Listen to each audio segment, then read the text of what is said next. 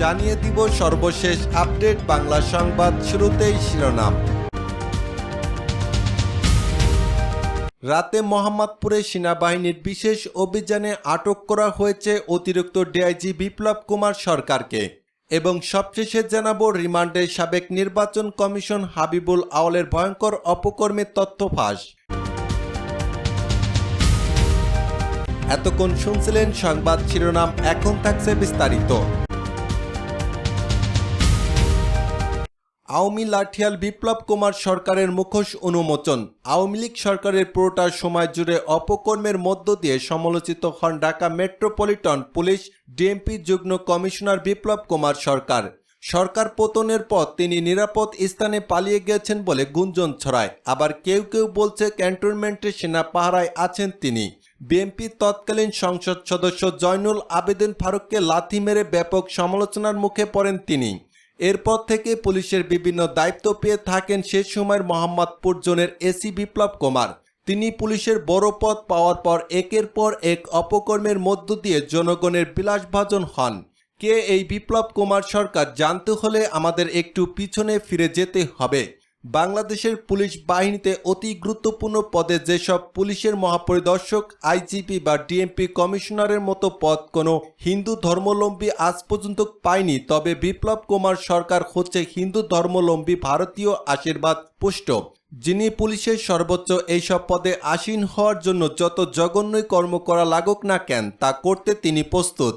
ছাত্রলীগের একজন কর্মী থেকে ভারতীয় গোয়েন্দা সংস্থা ছত্রছায়ায় এই বিপ্লব হয়ে উঠেছিলেন বাংলাদেশের পুলিশের সবচেয়ে প্রভাবশালী কর্মকর্তা।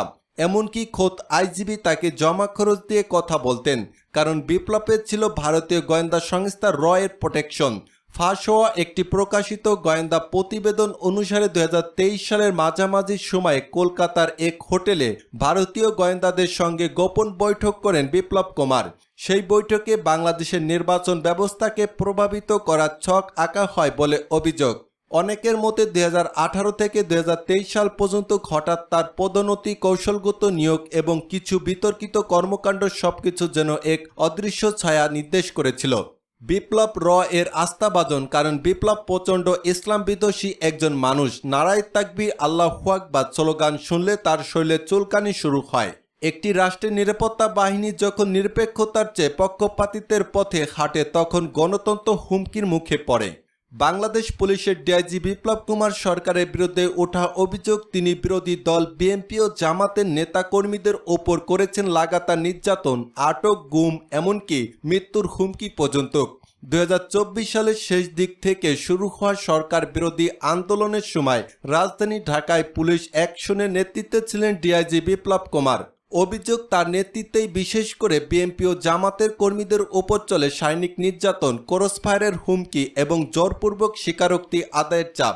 মানবাধিকার সংগঠনগুলোর ভাষ্যমতে 2023 সালে বিএনপির অন্তত 1500 নেতাকর্মী আটক হন এবং তাদের মধ্যে অনেকেই অভিযোগ করেন তাদের উপর চালানো হয় মধ্যযুগীয় কায়দায় নির্যাতন।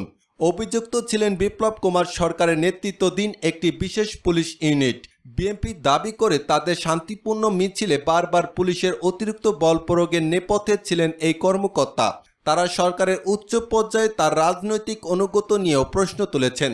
মানবাধিকার সংস্থা অ্যামনেস্টি ইন্টারন্যাশনাল ও হিউম্যান রাইটস ওয়াচ প্রকাশ্যে উদ্যোগে জানিয়েছে, তারা বলেছে বাংলাদেশ টার্গেট টর্চার একটি উদ্বেগজনক প্রবণতা, যেখানে বিরোধী দলগুলোর সদস্যদের শারীরিক ও মানসিকভাবে নিপীড়ন করা হচ্ছে। জানা যায় চাকরির জীবনের শুরু থেকেই বিপ্লব কুমারের বিরুদ্ধে শৃঙ্খলা ভঙ্গের অভিযোগ রয়েছে। 21তম বিসিএস ক্যাডারে চাকরি নেওয়া বিপ্লব কুমার সরকার 1994 সালে ছিলেন জগন্নাথ হল শাখার ছাত্রলীগের সেক্রেটারি। জগন্নাথ হলে সাধারণ সম্পাদক থাকাকালীন সময়ে বিপ্লব সহ 15 জন ছাত্রলীগ কর্মী গ্রেপ্তার হয়েছিল। তাদের মুক্তির দাবি করে বাংলাদেশ ছাত্রলীগের ঢাকা বিশ্ববিদ্যালয় শাখার পক্ষ থেকে একটি পোস্টার বিলি করা হয়েছিল, যার একটি কপি এসেছে আমাদের হাতে। পুলিশ বিভাগে চাকরি হওয়ার পর সারদায় ট্রেনিং করেছিলেন বিপ্লব। তার নিজের নামের সাথে ছাত্রলীগের ট্যাগ থাকতে বিএনপি শাসন আমলে কোনো সুবিধা করতে পারেন না, এমনটা ভেবেছিলেন এই বিপ্লব, যার ফলে 2003 সালে ডিসি ভিসা পেয়ে তিনি পুলিশের চাকরি রেখেই আমেরিকায় চলে যান। 7 বছর আমেরিকা থেকে লীগ সরকার ক্ষমতায় আসার পর 2009 সালে ফেব্রুয়ারিতে তিনি দেশে ফেরত আসেন। পুলিশের ভাষায় এই সময় তিনি ছিলেন ফেরারি। জানা যায় কোনো প্রকার অনুমতি ছাড়াই দীর্ঘদিন কর্মস্থলে না থাকায় তার বিরুদ্ধে জিডিও করা হয়। কিন্তু দীর্ঘ 7 বছর অনুপস্থিত থেকে দেশে ফিরে রহস্যজনকভাবে ফের চাকরি ফিরে পান তিনি। শুধুমাত্র ছাত্রলীগ এবং আওয়ামী লীগের সাথে কানেকশন থাকাতে চাকরি ফিরে পান তিনি এবং প্রশাসনও তার বিরুদ্ধে কোনো শাস্তিমূলক ব্যবস্থা গ্রহণ করেনি। রংপুর জেলার পুলিশ সুপার থাকাকালীন বিপ্লব কুমার সরকারের পরিকল্পনা অনুযায়ী 2021 সালের অক্টোবর মাসে পীরগঞ্জে 20টিরও বেশি বাড়ি ও দোকান আগুনে দিয়ে পুড়িয়ে হিন্দু মুসলিম দাঙ্গার অপচেষ্টা চালানো হয়েছিল। এই ঘটনা অনুমোচিত হওয়ার পর তাকে কোনো রকমের শাস্তির বদলে সেখান থেকে বদলি করা হয়। ভারতের গোয়েন্দা সংস্থা রয়ের সহায়তায় কয়েকটি বিশেষ মহলের ছত্রছায়া ও আশীর্বাদে এই কর্মকর্তাকে ফের ঢাকার গুরুত্বপূর্ণ জায়গায় বদলি করে আনা হয়। পুলিশ সূত্রে জানা গেছে, বিশেষ মহলের চাপে পুলিশ কর্মকর্তাকে ঢাকা মেট্রোপলিটন পুলিশ এ পর্যন্ত 20 বার শ্রেষ্ঠ ডিসি মনোনীত করা হয়েছে। এছাড়া রাষ্ট্রীয় স্বীকৃতি হিসেবে 2014 সালে পিবিএম ও 2016 সালে বিপিএম পদক দেওয়া হয়েছে তাকে। ছাত্র জনতার অবিস্মরণীয় গণ অভ্যুত্থানে শেখ হাসিনার সরকারের পতনের আগেও নিজেকে উজাড় করে ছাত্র আন্দোলন বন্ধ করতে গুম খুন গণহত্যা নেতৃত্ব দিয়েছেন এই বিপ্লব কুমার সরকার। নারীলিপ্স ব্যক্তি হিসেবেও সুপরিচিত বিপ্লব।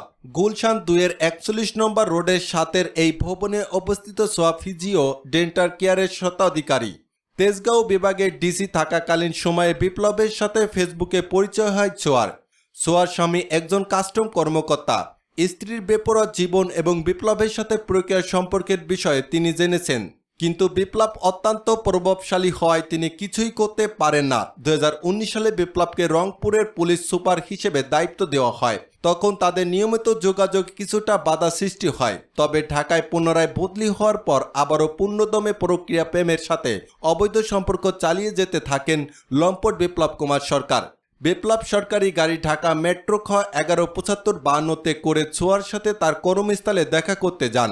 বিগত দশম, একাদশ ও দ্বাদশ 3 বিতর্কিত জাতীয় সংসদ নির্বাচনের দায়িত্ব পালন করা সাবেক 3 প্রধান নির্বাচন কমিশনার সহ 19 জনের নামে উল্লেখ করে এবং আরও অজ্ঞাতনামা রেখে শেরেবাংলা নগর থানায় একটি মামলায় দায়ের করে বিএনপি। এ বিষয়ে সালাউদ্দিন খান বলেন, বিতর্কিত এই 3 নির্বাচনকে ঘিরে বারবার অভিযোগ করার পরেও তৎকালীন সিআইসিও সংশ্লিষ্ট কোনো ধরনের পদক্ষেপ নেয়নি। আমরা আশা করি বর্তমান নির্বাচন কমিশন এ বিষয়ে তাদের বিরুদ্ধে তদন্ত করে ব্যবস্থা নেবে। আমরা বিএনপি মহাসচিবের এবং সংক্রান্ত চিঠি জমা দিয়েছি। যেহেতু নির্বাচন ভবন আগারগাঁও এলাকায়, সেজন্য অভিযুক্তদের বিরুদ্ধে শেরেবাংলা নগর থানায় মামলা করা হয়েছে বলেও জানান বিএনপি নির্বাহী কমিটির সদস্য। শেরেবাংলা নগর থানার ওসি ইমাউল হক জানান, বিএনপির একটি প্রতিনিধি দল থানায় এসে দশম, একাদশ ও দ্বাদশ সংসদ নির্বাচন সংশ্লিষ্টদের বিরুদ্ধে মামলা করে। এতে 3 সাবেক প্রধান নির্বাচন কমিশনারদের পাশাপাশি সাবেক প্রধানমন্ত্রী শেখ হাসিনা সহ 19 জন এবং অজ্ঞাত আরও কয়েকজনকে আসামি করা হয়েছে। জানা যায় 2014 সালের 5 জানুয়ারি দশম নির্বাচনে 300 আসনের মধ্যে 153টিতে আওয়ামী লীগের প্রার্থীরা বিনা প্রতিদ্বন্দ্বিতায় সংসদ সদস্য হয়ে যান। সেই সংসদকে বিনা ভোটের সংসদ আখ্যা দেয় ভোট বর্জন করে বিএনপি। কাজী রকিবউদ্দিন আহমেদের নেতৃত্বাধীন ওই কমিশনার 4 নির্বাচন কমিশনার ছিলেন। সাবেক অতিরিক্ত সচিব মোহাম্মদ আবু হাফিজ, সাবেক যুগ্ম সচিব